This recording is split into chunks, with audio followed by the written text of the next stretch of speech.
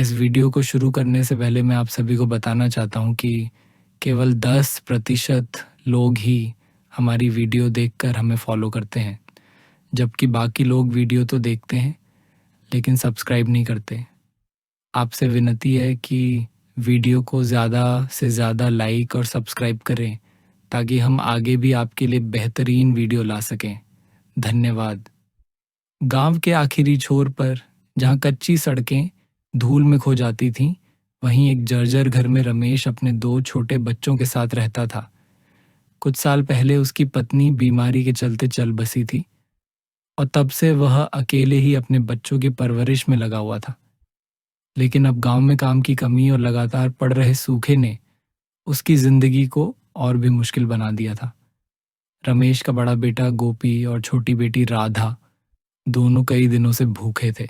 कभी कोई पड़ोसी रोटी दे देता तो कभी गांव की दुकान से बचा हुआ खाना मिल जाता, लेकिन ये रोज नहीं होता था। आज तीसरा दिन था जब घर में अनाज का एक भी दाना मौजूद नहीं था। आंखों में आंसू लिए राधा ने मासूमियत से कहा, बाबा, भूख लगी है। हाँ बाबा, बहुत भूख लगी है, लेकिन अगर थोड़ा सा खाने को मिल जाए तो भी चलेगा। रमेश ने अपने बच्चों को देखा। उसके दिल में दर्द की लहर उठी, लेकिन वो कर भी क्या सकता था। थक हार कर वह अपनी पुरानी साइकिल लेकर गांव में कोई काम ढूंढने निकला, पर हर जगह उसे वही जवाब मिला, अभी कोई काम नहीं है। भूख और निराशा से परेशान रमेश के कदम अनजाने में श्मशान तक आ पहुंचे। वहां एक जलती चिता की लपटें अभी भी ठंडी हवा में लहरा रही थीं। जलती लकड़ियों की चटक चटक के सिवा चारों ओर सन्नाटा था। उसने अपनी साइकिल बाहर खड़ी की और अंदर बढ़ा। चिता के सामने बैठकर वह अपनी हालत पर पछताने लगा। आंखों से आंसू बहने लगे। घर जाकर बच्चों को क्या कहूंगा, वह बड़बड़ाया। अचानक एक भारी आवाज गूंजी, कौन हो तुम? रमेश ने चौंक कर सिर उठाया। उसके सामने एक बूढ़ा आदमी खड़ा था। चिता की बुझती लपटों की हल्की रोशनी में उसका चेहरा अजीब लग रहा था। उसने मोटी शाल ओढ़ रखी थी और हाथ में एक पुरानी लकड़ी की लाठी पकड़ी हुई थी। बूढ़ा पास आकर बैठ गया और रमेश को ध्यान से देखने लगा। फिर उसने शांत लहजे में पूछा, और रो क्यों रहे हो इस तरह, कोई अपना था? रमेश ने गहरी सांस ली। नहीं बाबा, मैं तो बस अपनी किस्मत पर रो रहा था। उसने हिचकिचाते हुए पूछा, पर आप यहाँ क्या कर रहे हैं? मुझे लगा श्मशान में इस वक्त कोई नहीं होगा। मैं यहीं रहता हूँ बेटा, श्मशान की देखभाल के लिए। श्मशान में आपको डर नहीं लगता? जो जिंदा हैं उनसे डरना चाहिए। मरे हुए कभी किसी का बेवजह बुरा नहीं करते। रमेश चुप रहा। हवा में अब भी जलती चिता की महक तैर रही थी। कुछ देर बाद बूढ़े ने धीरे से पास रखे खाने की ओर इशारा किया। भूखे हो? रमेश ने सिर झुका लिया। खा लो, लेकिन सिर्फ आज के लिए। रमेश ने कांपते हाथों से चावल का गोला उठाया और जल्दी से मुंह में डाल लिया। लंबे वक्त बाद खाना मिलने पर उसकी आंखें नम हो गईं। लेकिन जब उसने एक मुट्ठी चावल अपनी जेब में रख लिया तो बूढ़े की आंखें चमक उठी। उसकी आवाज अब भारी और गूंजती हुई थी। मैंने कहा था सिर्फ तुम्हारे लिए। रमेश घबरा गया। मेरे बच्चे 3 दिनों से भूखे हैं। मैं बिना उनके लिए कुछ लिए वापस नहीं जा सकता। आज तुम ले जा सकते हो। आज मैं तुम्हें मना नहीं करूंगा, लेकिन फिर से यहाँ की किसी चीज को हाथ मत लगाना, नहीं तो तुम्हें इसकी कीमत चुकानी पड़ेगी। मैं नहीं आऊंगा बाबा, आपका बहुत बहुत शुक्रिया। बूढ़े ने अपनी लाठी जमीन पर मारी और कहा, इंसान का लालच उससे कुछ भी करवा सकता है। भूख मजबूरी है, लेकिन लालच एक बीमारी है, और इस बीमारी की सजा बहुत भयानक होती है। अगर तुम फिर से यहाँ आए तो याद रखना, इस बार तुम सिर्फ खाना नहीं लोगे, बल्कि ऐसा कुछ खो दोगे जिसका तुमने कभी कल्पना भी नहीं की होगी। रमेश ने सिर झुका लिया। वह चुप रहा। उसके शरीर में एक सिहरन दौड़ गई, लेकिन बच्चों की भूख उसकी हर सोच पर भारी थी। रमेश थके कदमों से घर पहुंचा। टूटी फूटी झोपड़ी के अंदर गहरा अंधेरा था। जैसे ही रमेश ने जेब से चावल के कुछ गोले निकाले, उसकी बेटी की आंखें चमक उठीं। वह खुशी से चिल्लाई, बाबा, खाना! और दोनों बच्चे लपक कर उसके पास आ गए। रमेश ने प्यार से उनके हाथों में चावल रखे। बस आज रात के लिए इतना ही है, धीरे धीरे खाना, उसने नरम आवाज में कहा।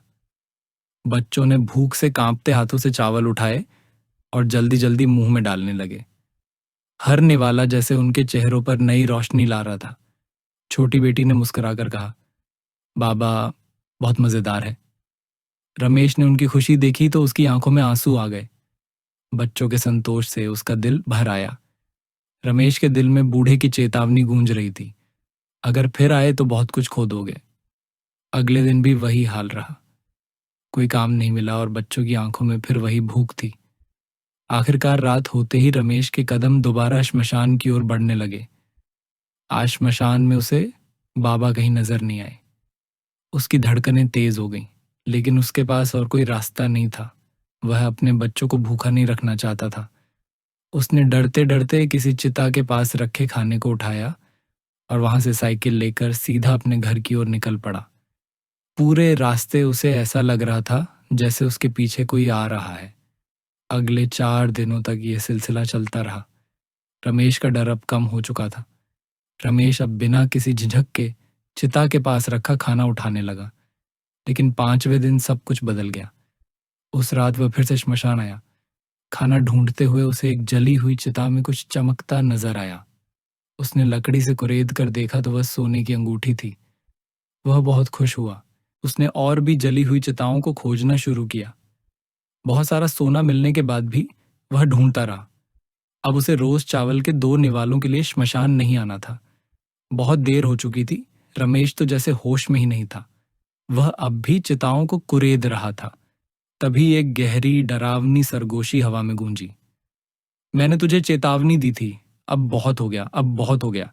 वह पीछे मुड़ा तो उसके सामने वही बूढ़ा खड़ा था। वह पहले से ज्यादा भूतिया और गुस्से में लग रहा था। रमेश के रोंगटे खड़े हो गए। वह हकलाया, मैंने मजबूरी में ऐसा किया। मेरे बच्चे भूखे थे। श्मशान के नियम तोड़े, मरे हुए का खाना चुराया।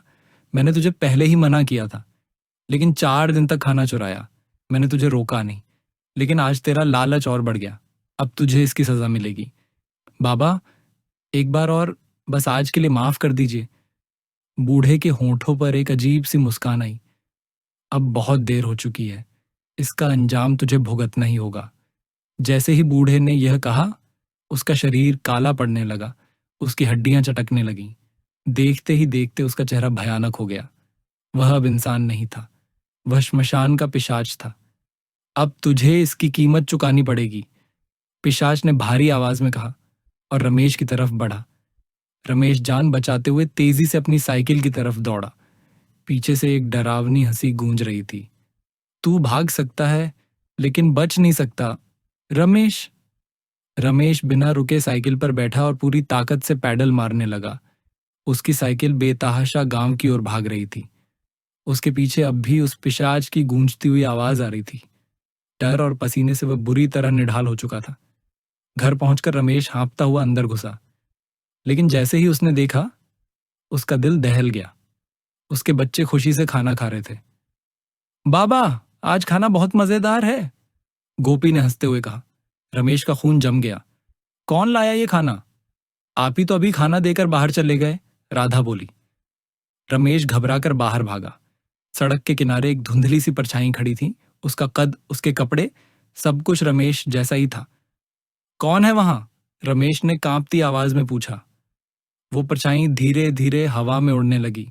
रमेश का गला सूख गया। वही पिशाच था। मैं आ गया हूं रमेश, अब तुम्हें अपनी गलती की कीमत चुकानी होगी। अब तुम्हारे बच्चों की बारी है, रमेश जोर से चिल्लाया। नहीं, मुझसे गलती हो गई।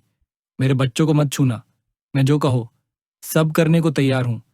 लेकिन जब वह अंदर दौड़ा, बच्चों की सफेद पड़ी लाशें जमीन पर थीं। उनके चेहरे शांत थे, जैसे वो सो रहे हों, लेकिन उनकी आंखों के नीचे काले निशान थे, जैसे किसी ने उनकी आत्मा खींच ली हो।